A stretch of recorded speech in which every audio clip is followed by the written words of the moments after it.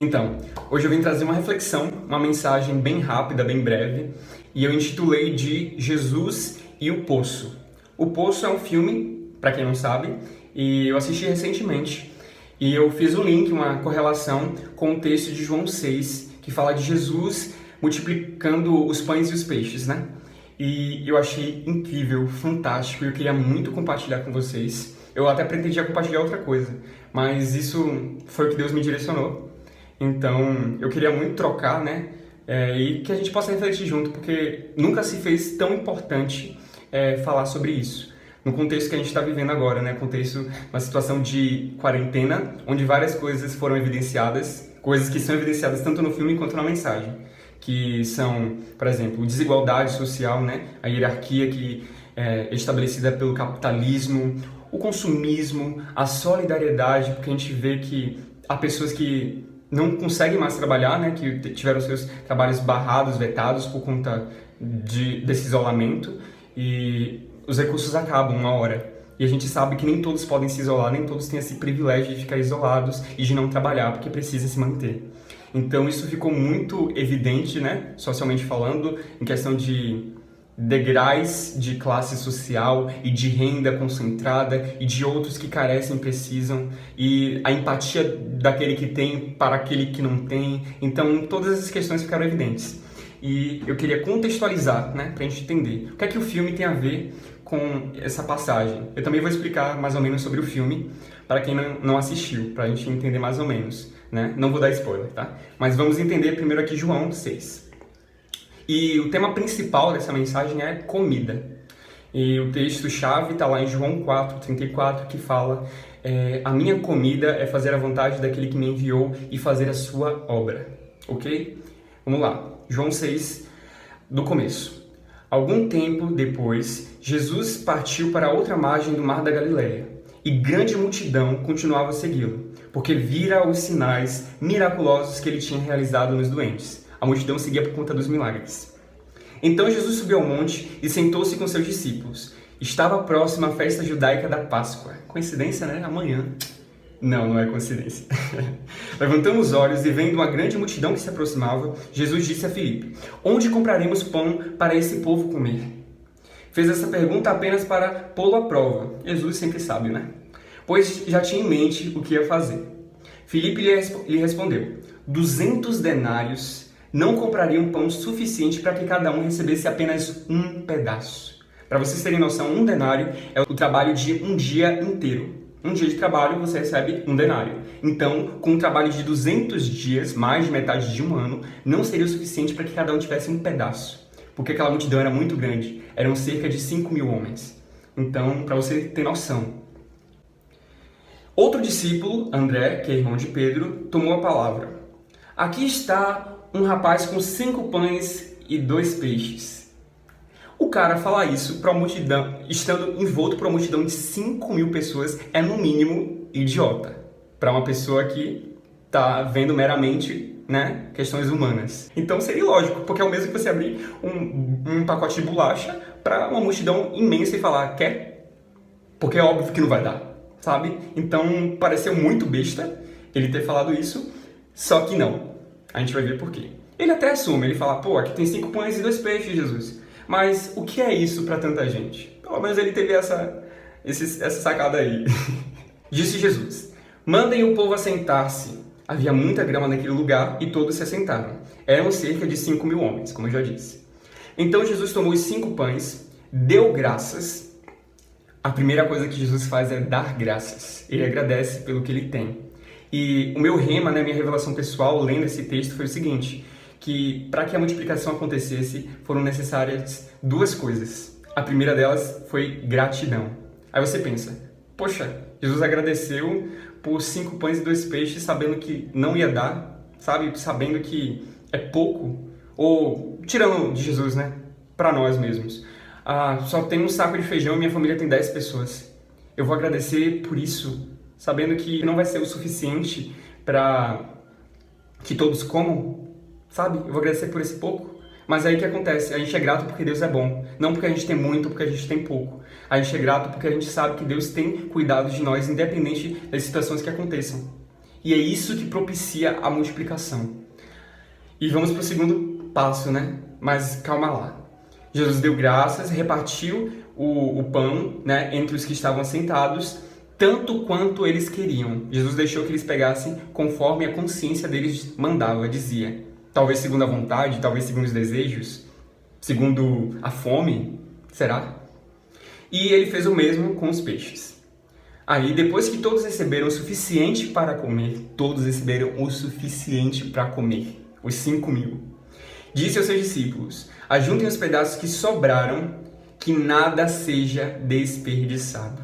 Então eles os ajuntaram e encheram 12 cestos com os pedaços dos 5 pães de cevada deixados por aqueles que tinham comido.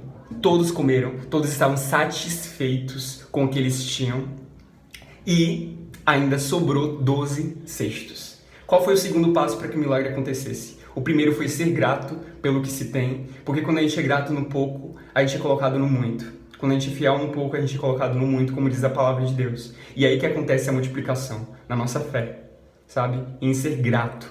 E o segundo passo não foi algo que dependeu de Jesus, foi algo que dependeu de cada um. Esse é o meu rema, isso foi o que eu tirei dessa palavra, eu acredito que aconteceu assim.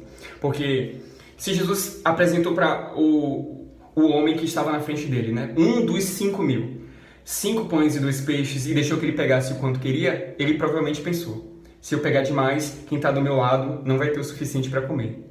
E na verdade, né, ainda que ele tirasse apenas um pedacinho, na nossa lógica, não seria o suficiente nem para 1/3 daquele povo comer. Que dirás, né, talvez nem a primeira fileira. Então ele deve ter pensado: poxa, se eu pegar 5 peixes, quem está do meu lado não vai comer.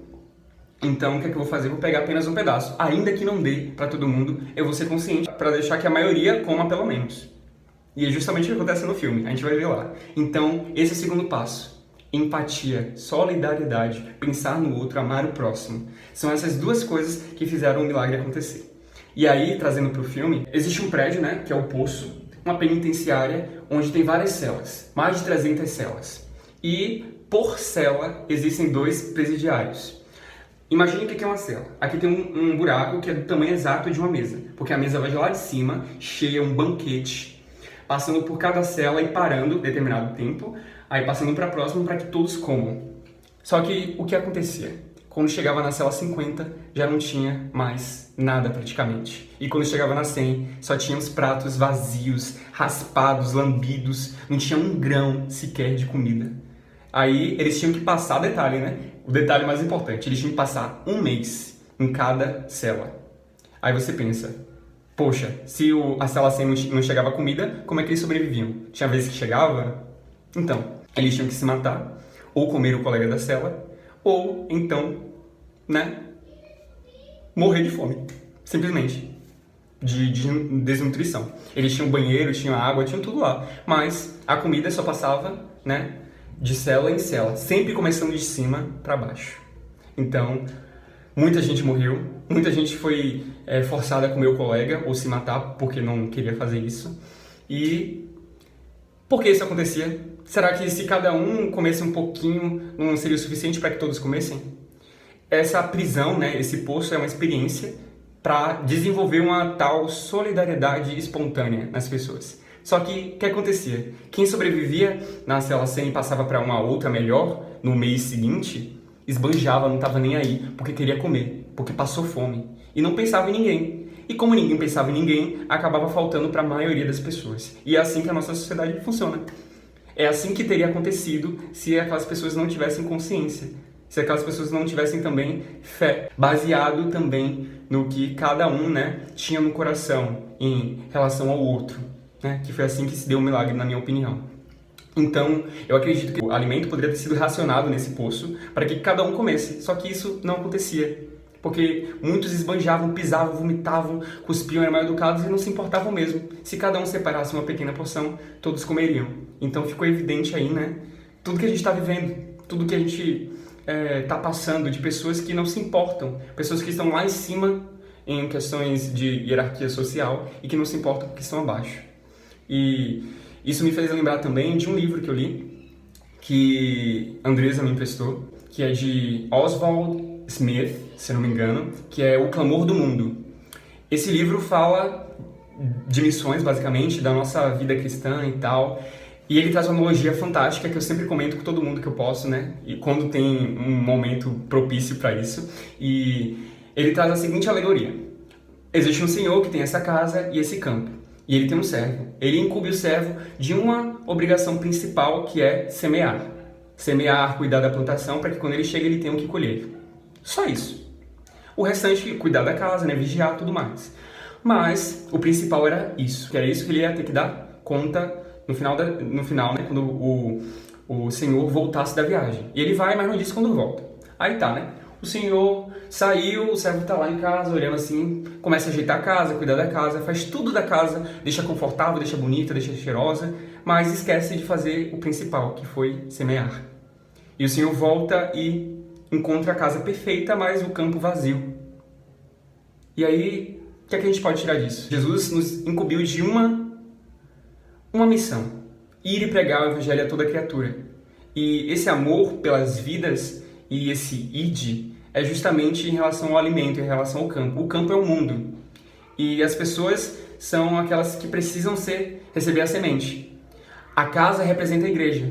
A igreja cheia de pessoas gordas, entenda o que eu quero dizer. Gordas que já conhecem a palavra, que já estão se alimentando daquilo ali diariamente, todos os dias. E tem pessoas que não receberam alimento sequer uma vez e passam fome por isso. A gente está se engordando e esquece de compartilhar a palavra de Deus com os outros que precisam também. De ir aos lugares mais remotos, de ir para... E os lugares mais remotos, eu não me refiro a países ou outros continentes. Tem lugares remotos de pessoas que nunca ouviram falar de Deus aqui onde a gente vive, no Brasil. Então, é sério isso, sabe? E é só essa ordem. Compartilhar, repartir o pão, alimentar o outro. A gente já tá cheio, a gente já tá gordo, a nossa igreja já tá confortável, sabe? Não é errado se preocupar com o conforto da igreja e melhorar e tudo mais, mas a gente tem se preocupado mais com o que o nosso Senhor mandou fazer de principal ou com a casa. Com isso, eu encerro trazendo outro versículo que está lá em João também, João 6, só que esse se encontra mais à frente, no 25, que diz assim: Quando o encontraram do outro lado do mar, perguntaram-lhe: Mestre, quando chegastes aqui? Jesus já tinha saído daquele lugar, daquele monte, estava em outro lugar e as pessoas seguiram ele. Jesus respondeu: A verdade é que vocês estão me procurando, não porque viram sinais miraculosos, antes foi porque eles viram os milagres e seguiram Jesus por isso. Agora não foi por isso, mas foi porque comeram os pães e ficaram satisfeitos. Eles provaram da vida eterna, provaram da Jesus, que é o pão da vida. E eles perceberam que aquilo era mais importante do que qualquer outro alimento, do que qualquer outra ação miraculosa, do que bens, do que qualquer coisa. E Jesus fala: Não trabalhem pela comida que se estraga, mas pela comida que permanece para a vida eterna, a qual o Filho do Homem lhes dará. Deus, o Pai, nele colocou o seu selo de aprovação. Que sejamos aprovados assim como Jesus é aprovado pelo Pai, porque ele fez a vontade do Pai. Esse foi o alimento espiritual dele. E que seja o nosso também, sabe? De se importar com o outro, de saber que tem gente que precisa. Todos nós somos necessitados de questões fisiológicas? Somos. Sabemos que compramos coisas que não precisamos? Também. Fazemos coisas que são irrelevantes? Mas e o principal? E o alimento? E aquilo que as pessoas precisam para viver?